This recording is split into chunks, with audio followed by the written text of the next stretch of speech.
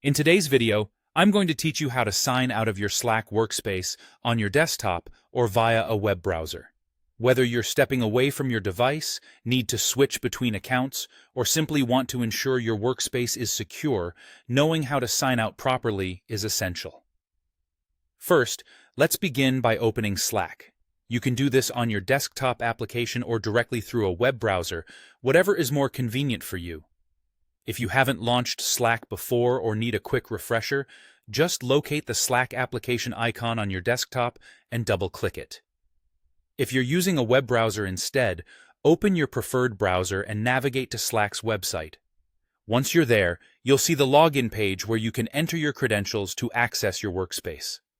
Once you're in, take a look at the left-hand sidebar. This area is your main navigation hub while using Slack. You'll notice your workspace name prominently displayed near the top of this sidebar. It stands out and serves as a useful tool not only for organizing your teams and messages, but also as the key to signing out. Clicking on your workspace name will bring up a menu with various options, all relevant to managing your workspace settings. From this menu, scroll towards the bottom and select the Sign Out option. It's a straightforward menu choice, but a crucial one to ensure that you're logged out securely each time. Selecting this option will sign you out of your current session in this particular workspace. Remember, if you're accessing multiple workspaces on the same account, you'll need to repeat this process for each one. It's always a good habit to sign out of your accounts, especially if you're using a shared device or you're in a public space.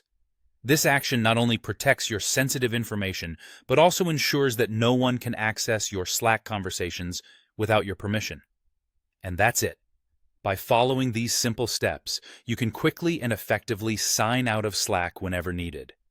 Just remember, every time you're done with your session, or if you're switching devices, this will be one of your go-to moves to protect your workspace communication. Thanks for tuning in today. I hope this tutorial has been helpful to you and that you feel more confident navigating your Slack account. Don't forget to leave any questions or comments below if you need further clarification, and stay tuned for more tutorials.